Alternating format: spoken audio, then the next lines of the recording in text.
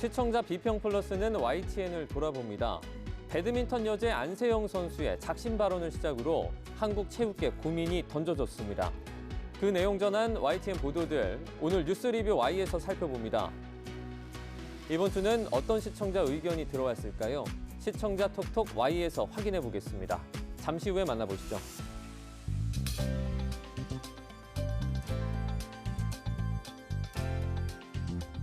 여러분 안녕하십니까? 정주영입니다.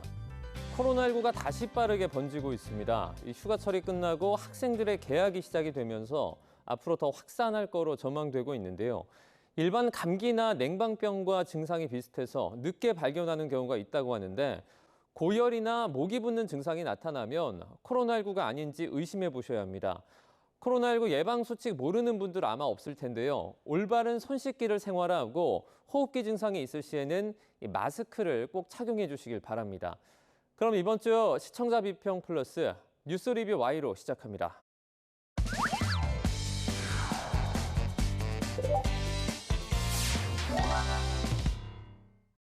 네, 어서 오세요. 안녕하십니까?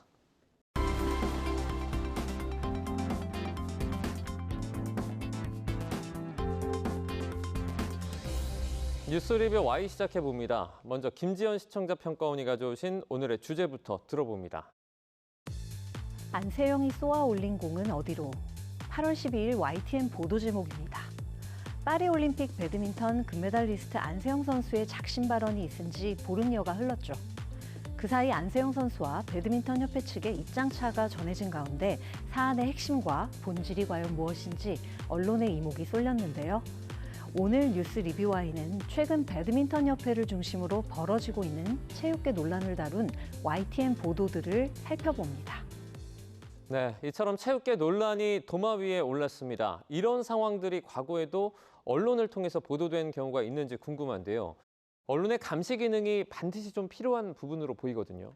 실제로 쉽지 않은 부분입니다. 이 체육단체를 보면 몇몇 종목을 제외하고는 상당히 협회라는 그 단체들이 폐쇄적입니다. 굉장히 폐쇄적이고요. 그들만의 리그로 이제 규정되어 있습니다. 외부인들은 접근하기도 쉽지 않고. 그런데 이 구조가 폐쇄적이면서도 수직적 구조를 가지고 있습니다. 이 수직적 구조에 선수들이 아랫단에 위치하고 있는 거죠. 그래서 선수를 선발하거나 관리하거나 대회에 참가하거나 포상하는 모든 전 과정을 협회가 주도합니다. 그 선수들은 쫓아갈 수밖에 없는 그런 구조. 그래서 선수가 용기 있게 무언가 부조리를 얘기하기가 쉽지 않은 그런 구조가 있고요. 또 하나 이 스포츠 뉴스는 이제 경성 뉴스와 연성 뉴스 가운데 연성 뉴스에 해당되죠. 그래서 시청자들의 접근이 심각하기보다는 약간 흥미 위주로 접근하는 그런 측면이 있죠. 그래서 스포츠 뉴스를 보면 사실 그렇게 심각한 내용들은 담겨져 있지 않고, 그 다음에 이제 그 뉴스가 어떤 그 협회나 그 스포츠 종목의 홍보성 기사들이 굉장히 많거든요. 그러니까 기자들과 협회의 관계도 그렇게 나쁘지 않습니다. 그렇기 때문에 누군가 마음을 먹고 이 부조리를 완전히 한번 끌어내겠다라고 마음 먹지 않는 한 구조적으로는 어쨌든 이런 좋지 않은 부분들이 드러나기는 쉽지 않은 구조다, 이렇게 볼 수 있습니다. 네, 실장님이 말씀해 주신 것과 같이 이제 안세영 선수와 협회가 지금도 논란의 중심에 계속해서 서 있는 것 같습니다. 체육계 소식이 여전히 뜨거운 관심을 받고 있는데요. 그 소식을 전한 YTN 보도 살펴보도록 하겠습니다. 박사님. 네, 8월 5일 안세영 선수의 금메달 소식과 함께 들려온 예상치 못한 작심 발언이 있었습니다. 배드민턴 단식 금메달을 받은 후에 협회의 선수 관리에 대한 문제 제기를 한 안세영 선수의 발언은 여러 언론사가 앞다투어 다룬 뉴스였습니다. 하지만 안 선수가 올림픽 우승을 원했던 이유 중에 하나로 자신의 목소리에 힘이 실리기를 바랐다라고 말한 만큼 안 선수의 발언은 개인의 단발적인 불만을 표현하는 내용이 아니라 체육계의 고질적인 문제를 드러내기 위한 작심 발언이었다고 해석할 수 있습니다. 이러한 해석과 함께 지속적으로 사안을 추적하고 보도한 YTN의 뚝심이 눈에 띄었습니다. YTN 보도 제목처럼 안세영 선수가 쏘아 올린 공이 어디로 향할지 그 향배에 대해 그동안 언론과 시청자의 이목이 쏠려왔죠. 안세영 선수가 금메달을 딴 직후 전격적으로 이루어진 작심 발언 이후 그 의도와 배경이 무엇인지 언론사들의 분석이 이어져 왔습니다. 우선 이번 논란이 시작된 8월 5일이죠. YTN은 안세영 대표팀의 실망, 계속 가기 힘들 수도 보도를 통해 파리올림픽 금메달리스트 안세영 선수의 작심 발언을 전했는데요. 이후 안세영 선수는 SNS를 통해 자신의 발언은 선수들이 보호되고 관리되어야 하는 부분에 관한 것이었고 자신의 이야기를 은퇴에 관한 이야기로 곡해하지 말아달라고 밝혔다는 것이 이어진 YTN 보도들을 통해 전해졌습니다. 저는 이제 이런 보도들을 보면서 누군가의 인터뷰 내용을 전할 때는 언론사의 불필요한 해석이나 견해가 가미될 만한 부분을 최소화한다는 차원에서 관련 발언 영상을 최대한 원본 그대로 보도에 포함하는 것이 좀 중요했겠다, 그런 생각이 들었습니다. 8월 5일 보도의 경우 안세영 선수의 작심 발언 원본 영상은 포함되지 않아서 시청자가 언론사의 해석이나 논평을 그대로 수용할 수가 있는데요. 본 사안처럼 사태 초기 진위 파악에 있어서 각별히 신중을 기해야 하는 이슈의 경우 더더욱 그렇죠.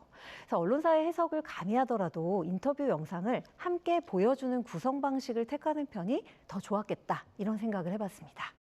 네, 비슷한 맥락에서 이제 현재 진행형인 사안을 보도할 때는 그 사실과 의견을 확실하게 구분하는 것이 필요합니다.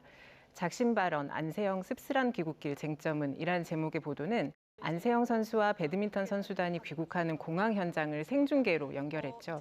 그러면서 안 선수와 인터뷰 전후로 스포츠 기자가 스튜디오에서 안 선수 발언 내용과 쟁점, 맥락 등에 대해서 해석과 정보를 전달했습니다. 35분 정도 지속된 보도를 보면서 이제 현재 진행형인 사안을 보도할 때 어떤 방식의 보도가 시청자에게 도움이 될지에 대해서 다시금 생각해보게 되었습니다. 먼저 안세영 선수가 귀국 후 더 자세한 말을 하겠다라고 한 만큼 시청자들의 관심을 끌 수 있는 보도였는데요. 선수들의 귀국 현장과 연결한 생중계 시도가 유의미했다라고 생각을 합니다. 다만 그중에서도 아쉬움이 남는 부분들이 있었습니다. 기자와 이제 대담을 나누는 과정에서 기자가 제시한 그 취재를 통해서 알게 된 사실, 그리고 기자의 의견이 정확하게 구분돼서 드러나지 않았죠. 그렇기 때문에 시청자가 잘못된 정보를 취하게 될 위험도 감지가 되었습니다. 예를 들어서 안 선수의 발언과 관련된 사안을 이제 MZ 선수와 기존 체제의 충돌이라고 평한 것이나 안 선수의 발언을 개인의 갈등이 아닌 우리 사회가 국가대표의 의미에 대해 다시 생각해보는 계기로 삼자라는 제안이 있었는데요. 시청자 입장에서는 스포츠 분야 전문성을 지닌 기자의 무게감 있는 해석으로 사안에 대한 프레이밍으로 작용할 수 있기 때문에 이 해석에 대해서 보다 치밀한 정보 조사와 객관적인 근거 제시가 수반되었으면 좋았겠다라는 아쉬움도 남았습니다. 자, 다음으로 대담을 통해서 전달한 각 측의 입장을 담은 YTN 보도도 살펴보도록 하겠습니다. 네, 평가원님. 8월 5일 작심 발언 이후 안세영 선수는 올림픽 행사가 여전히 왜 진행 중인 만큼 자신의 입장은 귀국 후 밝히겠다는 입장을 전했죠. 그 사이 배드민턴 협회 측에서 안세영 선수의 주장을 반박하는 입장 표명과 보도 자료를 제공했고요. 그리고 나서 이게 비교적 최근이죠. 8월 16일 SNS를 통해 안세영 선수의 다시금 정리된 입장 표명이 있었습니다. 이처럼 양측의 입장차가 시간차를 두고 보도되는 가운데 과연 누구의 말에 더 신빙성이 있는지, 아울러 발언의 무게중심을 어디에 둬야 하는지 등에 대해 추가적으로 취재 분석한 YTN의 보도들이 이어졌습니다. 몇몇 보도를 일례로 들어보면요. 우선 복수의 스포츠 평론가들의 견해차를 들어본 대담들이 눈길을 끌었는데요. 추가적으로 세부 이들 대담 내용들을 들여다보면은 8월 9일 말 아끼는 안세영 대 협회, 반박 엇갈리는 주장 대담의 보도는 안세영 선수의 작심 발언에 대해 대한체육회나 대한배드민턴협회 관계자가 반박한 내용을 재반박하는 패널의 주장을 담고 있어 시청자의 균형 있는 판단을 도왔습니다. 네, 이종훈 스포츠 평론가가 출연했었죠. 그래서 안세영 선수의 발언과 협회의 갈등에 관해서 새로운 사실들이 추가적으로 나오고 있다라고 소개하면서 협회와 안 선수의 입장 차이가 보였던 그 전담 트레이너 이슈에 대해서 트레이너 입장에서는 재계약이 진행되면 올림픽 지원을 하겠지만 단기로 올림픽만 지원하는 것이면 트레이너를 지속하지 않겠다라는 의견을 표했던 것이다라고 부연 설명을 해서 상황에 대한 이해를 도왔습니다.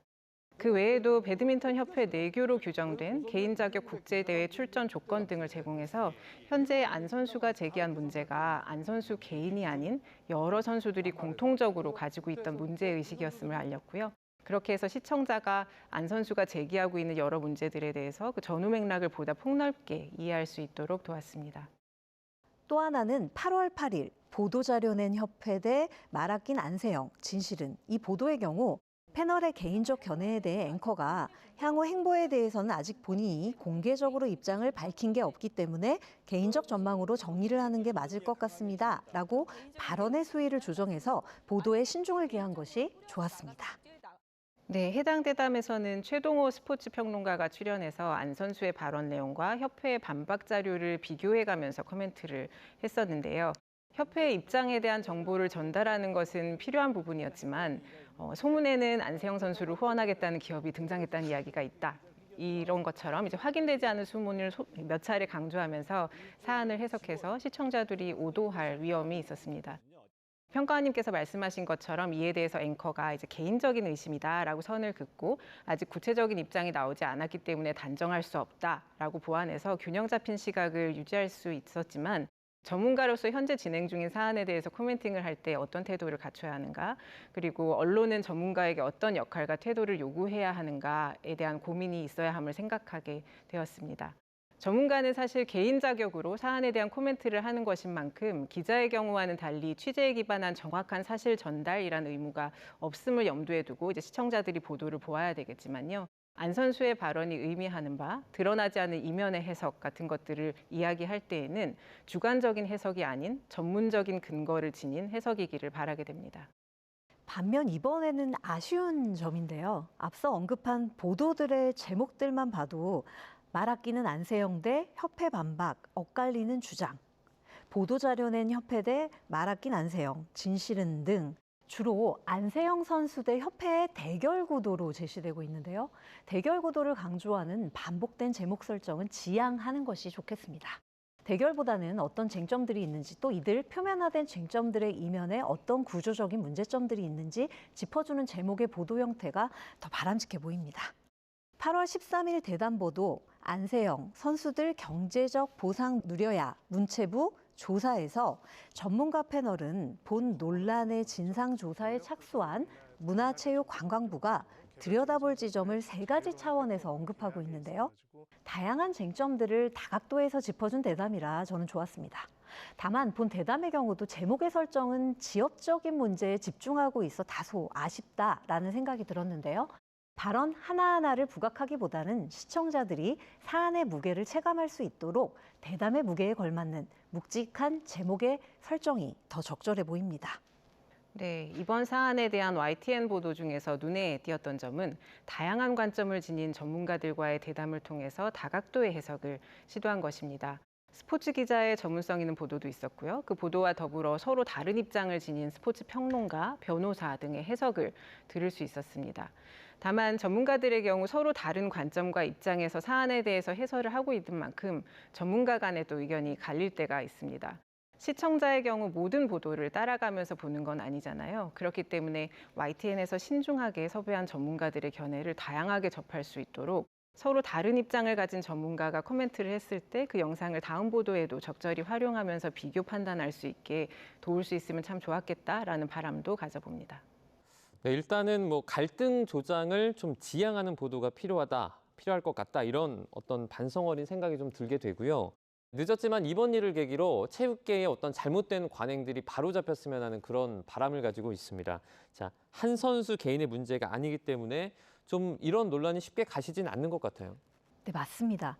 아시다시피 본 사안이 안세영 선수 이게 개인에게 국한된 것이 아닌 체육계의 구조적인 관행들로 인한 것이 아니냐라는 문제 제기가 좀 적지 않은 상황이죠. 이번 논란에서 이런 지적들을 담당한 앵커 리포트 코너 활용의 묘가 저는 돋보였다라고 생각을 하는데요. 8월 6일 다시 회자되는 배드민턴 전 국가대표의 국민청원 이 보도는요. 대한배드민턴협회를 향한 지적, 안 선수가 처음 꺼낸 게 아님을 강조하면서 2016년 리우대 자네이루 올림픽에서 여자 복식 동메달을 획득했던 정경은 선수가 2021년 청와대 국민청원을 통해 배드민턴 국가대표 선수 선발전 심사 의혹을 규명해달라고 청원했음을 상기시키고 있고요. 관련 기자회견을 소환해서 보도했습니다. 이외에도 과거 컬링 국가대표팀이 비인격적인 선수 대우와 부당한 상금 배분 등 연맹과 체육회의 구조적인 문제를 지적하는 기자회견을 열었고 이후 문체부 감사와 경찰 수사로 선수의 인권 침해와 함께 친인척 채용 비리, 상금 횡령 등이 사실로 드러났었음을 보도했습니다. 과거 논란의 양태들을 짚어본 이들 보도들은 이번 논란이 혹여 체육계의 오래된 악습의 재생산은 아닌지 질문하고 있다는 점이 좋았습니다. 앵커 리포트의 취지처럼 YTN은 과거의 문제들이 더 이상 재생산되지 않도록 본 사안의 진위를 철저하게 가릴 수 있는 심층 취재, 보도를 이어나갔으면 합니다. 안세영 선수의 발언, 그리고 이어진 배드민턴 협회의 반박 보도 자료, 그리고 협회 주도의 조사위원회 구성에 이르기까지 첨예한 갈등들이 발생을 하고 있죠. 그래서 이번 사안은 관계자 인터뷰 등을 통한 취재가 어렵지 않았을까 짐작을 해봅니다. 협회 살림 위의 희생, 안세영 가두는 낡은 규정 같은 보도는 해외 선수와 안 선수의 누적 상금을 비교해서 제시하고 배드민턴 선수협회가 규정하는 연봉제도 등을 보여주면서 핵심이 되는 사안에 대한 국제 사례나 사회적 논의를 소개해서 시청자들의 시야를 넓혔습니다. 이는 시청자들이 균형 잡힌 판단을 할 수 있도록 도운 보도로 의미가 있었다라고 생각합니다. 이 밖에도 정치권에서 선수들의 부상 관리나 출전 강요 등 체육계 전반의 논란을 발본색원하고자 또 움직임을 보이고 있습니다. 이와 같은 움직임에 언론도 함께 그 역할을 다하면 좀 좋을 것 같은데요. 이건 어떻게 보십니까? 지난 2020년도에 그 조재범 쇼트트랙 당시 그 국가대표 코치 성폭행 사건이 있었죠. 이 문제가 굉장히 크게 불거졌는데 이 사건을 계기로 해서 스포츠윤리센터라는 게 출범을 했습니다. 그래서 스포츠윤리센터에서 어떤 스포츠 비리라든가 인권침해 사건 이런 것들을 조사해서 문체부에 징계를 요청을 계속해서 하고 있는데 지난 4년 동안 234건이 요청이 됐습니다. 징계 요청이 됐는데 56%가 처분이 안 되고 있습니다. 그러니까 절반 이상은 징계 요청을 해도 체육단체에서 그냥 뭉개고 있다는 얘기죠. 원인을 따져보니까 첫 번째는 이 규정에는 그 해당하는 단체가 요청을 처분할 수 있는 기한이 정해져 있지 않습니다. 그러니까 일단 접수되면 자체 조사라는 명목으로 시간을 몇 년 동안 끄는 거죠. 그동안 스포츠 선수는 만신창이가 되는 것이고요. 또 하나는 이 단체들이 대부분 사적 단체입니다. 그러니까 공공기관이 아니라는 것이죠. 그렇기 때문에 뭐 요청을 받아들이지 않았다고 해서 뭘 벌을 줄 수 있는 방법들이 없는 거죠. 그러다 보니까 이런 것들이 다 무용지물이 되는 것이고 매번 그 지적하지만 이런 것들을 법제화하는 것이 대단히 좋은 방법이긴 하지만 아시다시피 우리가 입법화되는 과정이 굉장히 험난하고 대개 폐기되는 경우가 굉장히 많습니다. 특히 이런 스포츠 문화 관련 법들은 더 홀대하는 경향들이 있거든요. 그렇기 때문에 사실은 이건 대단히 구조적인 문제이기 때문에 한번 그 정치권이나 지금 뭐 문체부에서는 뭐 감사도 하겠다 이렇게 얘기를 하고 있지만 과연 이게 어떤 정도의 효능이 있을까? 또 시청자들은 또 그렇게 끊임없이 오랜 기간 동안 이 문제를 관심을 갖고 지켜봐 줄까? 이런 부분들은 약간 물음표가 남아 있습니다. 실장님 말씀을 듣고 나니까 그 스포츠윤리센터가 좀 어느 정도 유명무실한 부분은 좀 해소할 필요성이 있어 보입니다. 자, 그럼 오늘 뉴스 리뷰 Y의 내용 정리해 보도록 하겠습니다. 이것만은 꼭 시간인데요. 먼저 평가원님부터 한 줄 평 부탁드립니다. 이번 논란 제도적 점검의 생산적 계기로 삼아야. 스포츠에 있어 승패와 순위, 메달 색깔 물론 중요합니다. 이번 올림픽에서 한국은 역대 최다 타이 금메달 13개를 획득하는 한편 종합순위 8위라는 눈부신 성과를 올렸죠. 한국 스포츠의 높아진 위상을 실감하게 하는 성과입니다. 다만 높아진 위상을 제도가 잘 따라가고 있는가에 대해 근본 논란이 질문을 던지고 있는 것 같습니다. 높아진 위상을 지키고 앞으로 더욱 높여나가기 위해서라도 제도적 점검, 크게 보면 제도 감시에 언론의 역량을 집중해야 하겠습니다. 과정 없는 결과는 없을 테니까요. 네, 이번에는 김아미 박사님의 한 줄 평도 들어보도록 하겠습니다. 낡은 관행 타파하고 개선 방향 찾기 위한 노력 이끌어주길. 안세영 선수가 금메달 획득한 후 우리에게 전한 작심 발언은 그 파장을 키우면서 스포츠계 관행이나 문제에 대한 사회적 논의를 촉발하고 있습니다. 이 사안에 대해서 시청자가 사실과 의견을 구분하며 객관적으로 정보와 상황을 판단할 수 있도록, 그리고 사안에 대해서 단편적이거나 감정적으로 접근하지 않고 다양한 맥락과 측면을 이해할 수 있도록 도와주는 보도를 기대합니다. 안세영 선수의 발언에 대한 초기 보도에서 스포츠 기자가 제안했듯이 이번 사안은 개인 간의 시시비비를 가리기 위한 것이 아닌 스포츠계의 잘못된 관행을 바로잡고 국가대표의 의미가 무엇인지 사회적 논의를 할 수 있는 계기가 될 것으로 기대가 됩니다. 이번 사안을 YTN이 지속적으로 추적하고 해설 보도해 온 만큼 앞으로 안 선수가 제기한 문제를 우리가 어떻게 받아들이고 사회적 합의를 향해 가고 있는지 균형 잡힌 보도를 끈기 있게 이어주기를 바라봅니다. 네, 오늘 뉴스 리뷰 Y 순서는 여기서 마치도록 하겠습니다. 세 분 오늘 말씀 잘 들었습니다. 고맙습니다.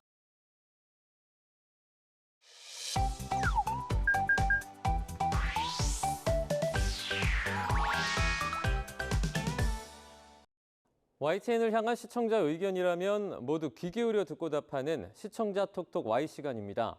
오늘 주목한 시청자 의견을 AI 앵커 Y온이 소개해드립니다. 지금 바로 만나보시죠.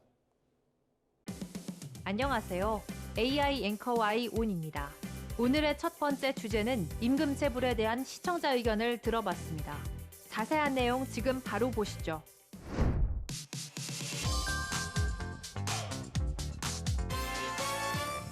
네, 올해 상반기 임금 체불액이 역대 최악이라던 지난해보다도 27%나 증가하면서 사상 처음으로 1조 원을 넘어선 것으로 나타났습니다. 사업자가 근로자에게 임금을 지급하지 않은 임금 체불액의 규모가 역대 최대를 기록하면서 대책이 시급함을 알린 리포트가 있었습니다. 지난해 임금 체불액은 1조 7천억 원으로 역대 최대를 기록했습니다. 윤석열 대통령까지 나서서 대책 마련을 강조할 정도로 심각한 상황이었던 겁니다. 노동계는 사업주들이 임금 체불을 가볍게 생각하는 것 자체가 문제라고 지적합니다. 문제는 우리나라의 사업주들이 임금 체불은 급한 거 끄고 나중에 해도 된다는 그런 약간의 그 큰 범죄인데 이에 대한 그 경각심이 없어요. 임금 체불에 대해 대통령까지 나설 정도로 상황이 심각하지만 나아지지 않아 노동계의 목소리를 담아내 실효성 있는 대책이 필요함을 전했는데요. 올해 상반기 임금 체불액이 사상 처음으로 1조 원을 넘어섰다고 전했는데 상습 임금 체불 사업주에 대한 처벌은 얼만큼 이뤄지고 있는지, 보호 대책을 어떻게 작동하고 있는지 등을 점검했으면 좋겠다는 시청자 의견이 있었습니다. 보도에 나오는 관련 내용을 점검하기 위해 시청자 톡톡 Y에서 임금 체불 처벌과 대책에 대해 알아봅니다. 고용노동부는 지난 2023년 5월 절정에 이른 임금 체불을 막기 위해 근절 대책을 발표했습니다. 대책으로는 상습적인 사업주에게 형사처벌, 신용제재, 정부 지원 제한 등의 처벌을 하겠다는 내용이 담겼는데요. 특히 1년 동안 3개월분 이상 임금을 지급하지 않거나 다수에게 5회 이상 체불한 금액이 총 3천만 원을 넘으면 상습 체불로 취급합니다. 현행 근로기준법에 따르면 체불 사업주에 대한 처벌은 3년 이하 징역 또는 3천만 원 이하 벌금이 전부인데요. 또한 임금이 체불된 노동자들이 사업주에 대한 처벌 의사를 밝히지 않는 이상 사업주가 시정 지시를 이행해 뒤늦게 체불임금을 지급하기만 하면 법 위반 사실이 무효가 됩니다. 임금 체불은 범죄인데도 반의사불벌죄여서 노동자가 처벌을 원치 않으면 사업주는 처벌받지 않습니다. 임금 체불에 대한 반의사불벌죄는 2005년 도입됐는데요. 사용자에게 합의 동기를 제공해 체불임금 청산 가능성을 높이기 위해서인데 합의 종용이란 부작용이 빈발했습니다. 이 때문에 전문가들 사이에서는 반의사불벌죄 폐지 주장이 꾸준히 제기됐고 원론적인 사법 처리보다는 형량을 무겁게 해 상습 체불 사업주에게 경각심을 심어줘야 한다는 주장이 제기됩니다. 다음으로 시청자 톡톡 Y 두 번째 주제는 코로나19 환자 급증에 대한 시청자 의견을 들어봤습니다. 어떤 내용을 담고 있는지 이어서 확인해 보시죠.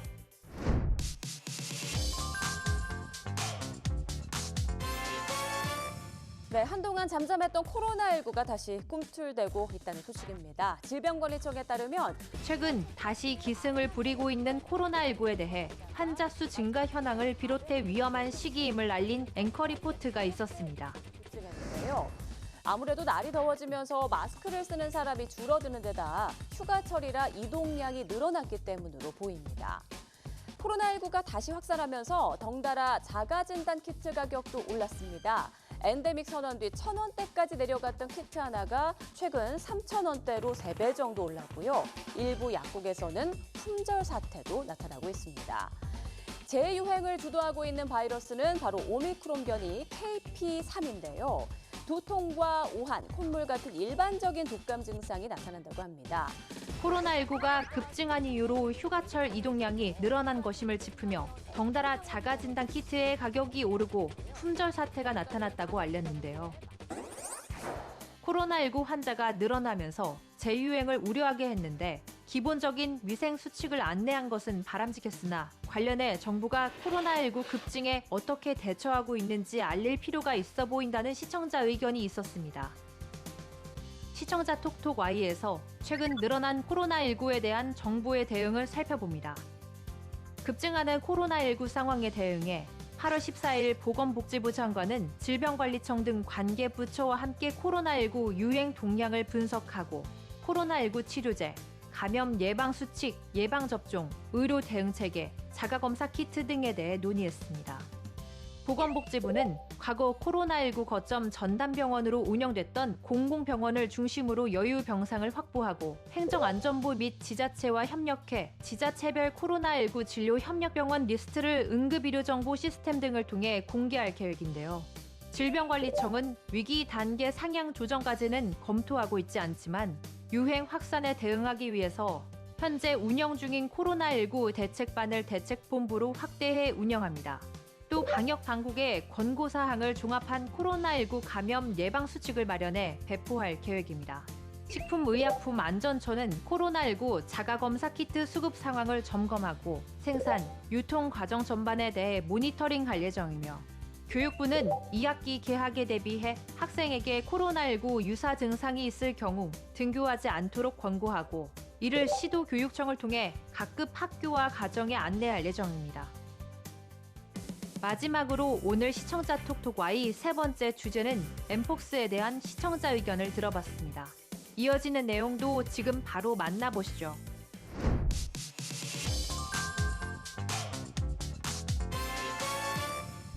최근 엠폭스가 아프리카를 중심으로 확산하자 세계보건기구 WHO가 전문가를 소집해 보건 비상사태를 다시 선언할지 검토하기로 했습니다. 최근 엠폭스가 다시 확산하면서 WHO가 2022년 보건 비상사태를 선언했었던 것처럼 재선언할지 검토 중이라는 소식을 알린 간략한 보도가 있었습니다. 테워드로스 아드하놈 거브레예수스 WHO 사무총장은 현지 시간 7일 유엔 제네바 사무소에서 열린 브리핑에서 국제보건규약 긴급위원회를 가급적 빨리 소집해 엠폭스에 대한 조언을 얻겠다고 밝혔습니다. 엠폭스에 걸리면 수포성 발진 증상을 보이는 경우가 많고 급성 발열이나 두통, 근육통 등을 동반하기도 합니다. 엠폭스에 걸렸을 경우 나타나는 증상과 특징에 대해 짚으며 최근 확산하는 상황에 대한 심각성을 전했는데요. 최근 엠폭스가 아프리카를 중심으로 확산하면서 WHO가 보건 비상사태를 재선언할지 검토하고 있다는 내용의 보도였는데 엠폭스가 정확히 어떤 질병인지 어느 정도로 확산했는지 등 구체적인 설명을 덧붙이면 좋겠다는 시청자 의견이 있었습니다. 자세한 내용을 보충하기 위해 시청자 톡톡 Y에서 엠폭스에 대해 알아봅니다. 아프리카를 중심으로 확산하고 있는 엠폭스는 옛 명칭인 원숭이 두창이 더 익숙한 질병입니다. 세계보건기구 WHO는 2022년 11월 원숭이 두창이 원숭이에서 시작된 병이 아닐 확률이 높은 데다 특정 지역, 동물 등의 차별을 일으킬 수 있기 때문에 엠폭스로 바꾸어 부르기로 했는데요.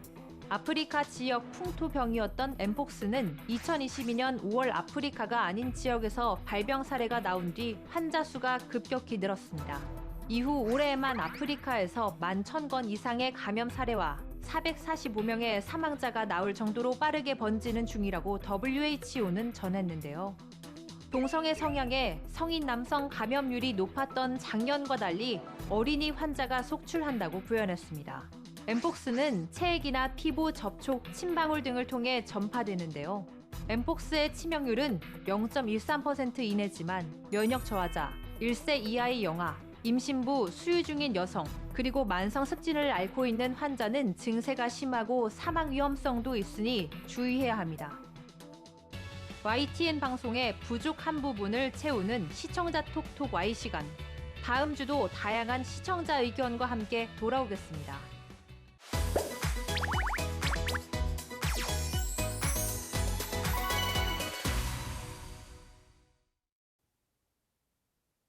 안녕하십니까. 2024년 8월 YTN DMB 시청자위원회는 지난 7월 첫 방송을 시작한 김성경의 남산 드라이브라는 프로그램을 중심으로 말씀해 주시기를 부탁드리겠습니다.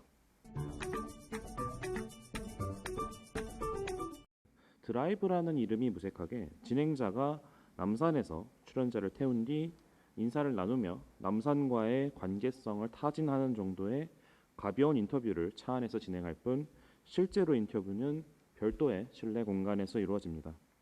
요컨대 남산이라는 지역적 특색과 드라이브라는 차별화 요소가 초반 10%인 3분 남짓한 시간에서만 활용될 뿐 나머지 구성은 일반적인 인터뷰 프로그램과 특별히 차별화되지 않습니다.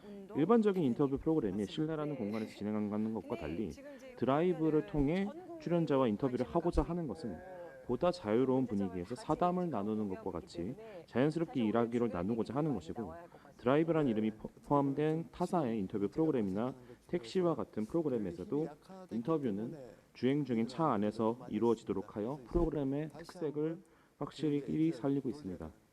그에 반해서 김성경의 남산 드라이브는 명목상만 드라이브 인터뷰 프로그램일 뿐 그에 따른 자유도나 신선함이 다소 엿보기 힘든 구성이라 하겠습니다.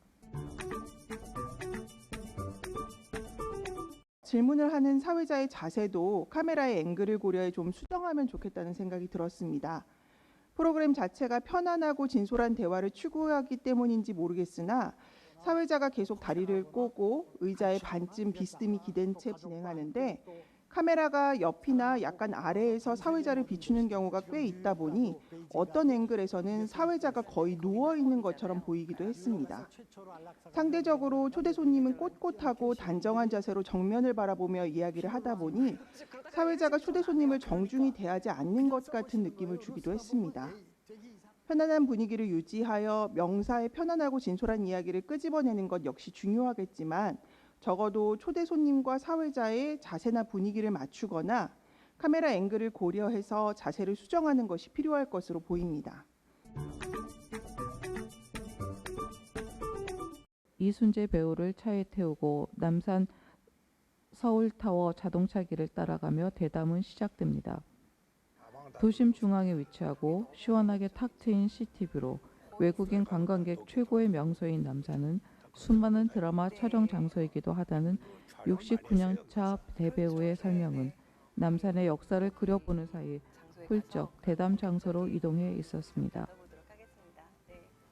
남산을 배경으로 드라이브를 하며 본격 대담 장소로의 이동이 비교적 매끄러운 전개로 이어졌고 MC와 대배우의 대담도 자연스럽게 전개되었습니다. MC의 질문이나 화제의 전환에 이순재는 현역 최고령 대배우로서 첫 번째 게스트로서 진솔한 그의 모습을 보여주어 프로그램의 품격과 재미, 감동을 실어주어 시청자들에게 2회, 3회 지속적 시청 의지도 주었다고 생각합니다. 대담 프로그램인 만큼 대담자의 선별이 중요하겠고 제작진에서 차기 대담자를 미리 안내하고 게시판 등에서 사전 질의사항을 받아보는 것도 참고가 될 것 같습니다. 3회 이주호 교육부총리 편은 지코의 아무 노래라는 곡이 선곡되었는데 진행자는 1, 2회에서는 이른바 이 드라이브송이 출연자와 잘 어울린다거나 연상시킨다고 하면서 그 이후 토크에서는 이 노래를 대상으로 출연자와 선곡된 노래와 연관된 어떤 내용도 없었고 특히 3회 이주호 교육부총리 편에서는 지코의 아무 노래라는 노래를 흘려보내면서 이 음악을 고르신 분은 어떤 분이실까요? 하고 멘트하고 이어서 이주호 교육부총리가 직접 고른 노래입니다 라고 한 후에 차에 탑승한 이주호 부총리를 소개하고 난 다음에는 역시 이 노래 선곡에 대한 추가적인 설명이나 언급이 전혀 없었습니다. 프로그램 오프닝을 자연스럽게 풀어나가기 위한 큐로 활용하고자 하는 의도로 간다면 이 장치에 대한 보다 적극적이고 추가적인 그리고 보완적인 제작 방식의 고려가 필요할 것입니다. 실제 웰다잉이 이번 회차의 가장 중요한 주제인데 그것이 사전연명의료법에 의한 안락사 결정과 유언장 작성에 초점이 맞춰진 듯하여 다소 아쉽습니다. 안락사와 유언장, 이 두 가지가 아무리 중요하다고 해도 삶을 잘 마무리하는 방법은 매우 다양할 것이라고 생각합니다. 실제로 삶을 잘 마무리한 인물들의 궤적에 대한 추가 영상이나 인터뷰 등이 추가된다면 좀 더 공감이 가고 흥미도 높아졌을 것이라 생각됩니다. 하지만 전체 대담 내용이 안락사와 유언장에 너무 초점이 맞춰지고 특별히 다른 질문으로 연결되거나 삶의 다양한 마무리로 연결되는 확장적 전개가 미흡합니다. 이를 보완하기 위해 사회자는 중간중간 깊이 있는 질문으로 끌어가면서 진행하는 프로빙 방식의 대담을 했더라면 하는 아쉬움이 없지 않아 있습니다.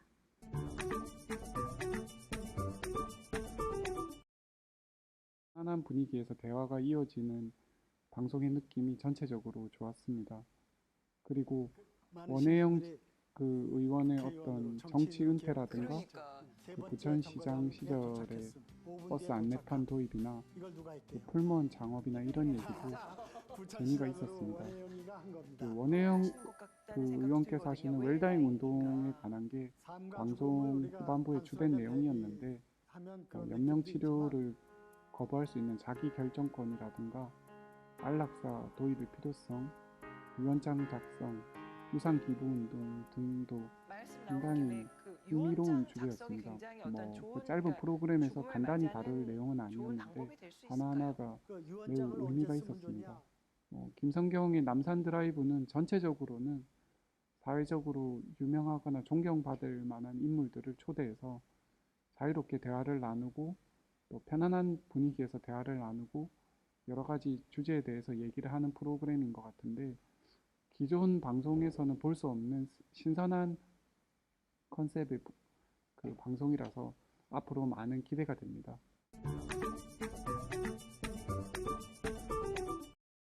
홀로 배우 이순재의 이야기를 통해 우리나라 연극, 영화, 드라마 등의 역사 에피소드를 자연스럽고 흥미롭게 듣게 되었습니다.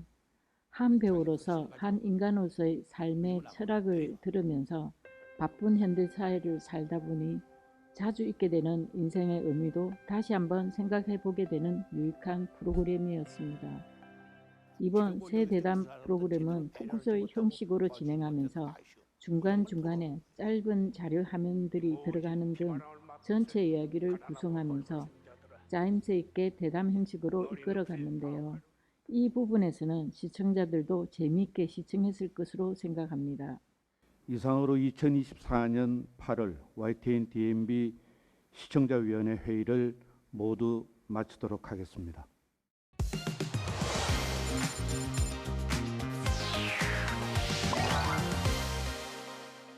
시청자 목소리로 YTN을 되돌아봅니다. 방송에 대한 여러 의견들 SNS와 홈페이지를 통해 남겨주시고요. 시청자 비평 플러스는 다음 주 더 새로운 의견으로 돌아오겠습니다. 시청해주신 여러분 고맙습니다.